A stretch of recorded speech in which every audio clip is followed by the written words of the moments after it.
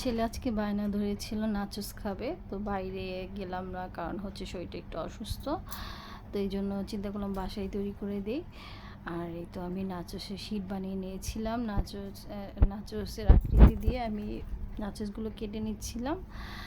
আর হচ্ছে আমি মেয়োনিজটাও বাসায় তৈরি করেছি, সাথে চিকেনটাও আমি একদম রেডি করে নিয়েছি, সয়া সস সব মশলা দিয়ে আমি রেডি করে নিয়েছি। আর এই যে নাচোসটা বানিয়ে আমি খুব সুন্দর করে ডেকোরেশন করে নিয়েছি।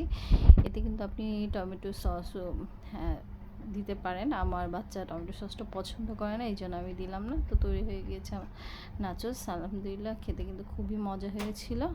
তো আমরা কিন্তু এরকম ছোটো ছোটো ডিশগুলো বাসায় তৈরি করে দিতে পারি। আর বাসার খাবার অবশ্যই অনেক বাচ্চাদের জন্য হেলদি হয়।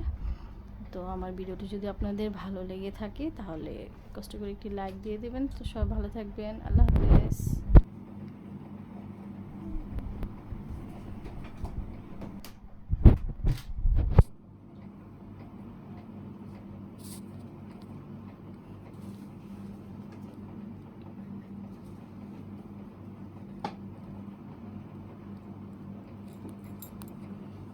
আজকে নাচোস খেয়েছে না, ভাবলাম